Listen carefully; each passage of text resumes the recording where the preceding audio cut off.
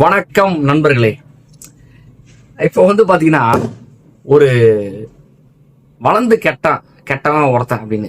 ஆனா ஐயோ என்ன சொல்லலாம், சரி ஓகே. மாண்புமிகு ஒருத்தர் பாத்தீங்கன்னா திரு உதயநிதி ஸ்டாலின் எதிர்கட்சி தலைவரை பத்தி அப்படி இப்படின்னு பேசியிருக்காரு. அவரை பத்தி தான் பேச போறோம். என்னன்னா, அவர் மன்னர் பரம்பரை, மகுடத்திலிருந்து வந்தவர் அப்படின்னு பேசியிருக்காரு. ஆமாங்க, அவர் மன்னர் பரம்பரைலாம் கிடையாது. அவர் கலைஞர் அவர்களின் பேரன்.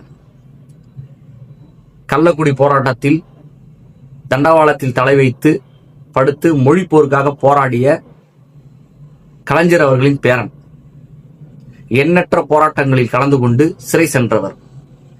நவீன தமிழ்நாட்டின் சிற்பியாக செயல்பட்டவர். இன்னைக்கு இருக்கிற கட்டமைப்பு எல்லாமே பார்த்தீங்கன்னா கலைஞர் பண்ணது. புரியுதுங்களா? ஆமா, அவரோட பேரன் அவரு. திரு முத்துவேல் கருணாநிதி ஸ்டாலின் அவர்களின் மகன். இன்னைக்கு 50 வருஷம் போனா அரசியல் வாழ்க்கை, பொது வாழ்க்கையில எண்ணற்ற போராட்டங்கள். மிசாவில் போனா ஜெயிலுக்கு போனவர்.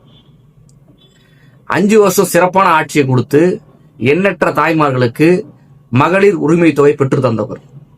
இப்படி ஏகப்பட்ட விஷயங்கள், தொழில் வளர்ச்சி, மருத்துவ வளர்ச்சி, உள்கட்டமைப்பு வசதி, இப்படி எண்ணற்ற விஷயங்களை செய்து கொடுத்த திரு முத்துவேல் கருணாநிதி ஸ்டாலின் மகன். நீங்க யாருன்னா சொல்லலாமா? நீங்க யார் சொல்லலாமா? இன்னைக்கு பணக்காரன் அப்படின்னா நீங்க பணக்காரன் கிடையாது. திரு மார்ட்டின் அவர்களை பொண்ணை கல்யாணம் முதல்ல நீ பணக்காரன். புரியுதுங்களா? நீ எந்த குறுக்கோயில வந்திருக்க பாரு.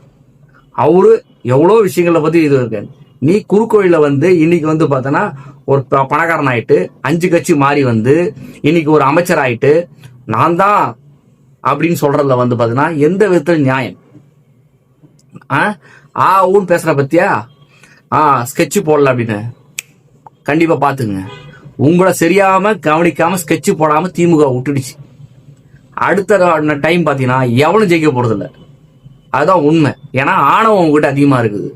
ஆணவம் அழிவை தரும். கண்டிப்பா அடுத்த டைம் நீங்க பண்ற ஆட்சி 4 நாளே நாரி போயிடுச்சு. ஒரு வாரத்திலேயே. இன்னும் கொஞ்ச நாள்ல பாத்தீங்கன்னா மக்கள் சக்தியை நீங்க இப்பவே இழந்துட்டீங்க. இப்பவே பாத்தீங்கன்னா 10% மக்கள் உங்களுக்கு ஓட்டு போட்ட 10% மக்கள் பாத்தீங்கன்னா உங்களுக்கு ஏன்டா ஓட்டு பண்ற அளவுக்கு பேச ஆரம்பிச்சிட்டாங்க. இன்னும் குறை டைம்ல பாத்தீங்கன்னா நீங்க கண்டிப்பா பல பிரச்சனைகளை நீங்க சந்திக்க போறீங்க. மக்கள்கிட்ட கெட்ட பேர் வாங்க போறீங்க. மக்கள் எந்த மக்கள் உங்களை தூக்கி வச்சு கொண்டாடினாங்களோ அவங்க தூக்கி எறிய போறாங்க. ரீல்ஸ் தானே போட்டீங்க, ரீல்ஸ் போட்டு தானே ஆட்சிக்கு வந்தீங்க. எல்லாமே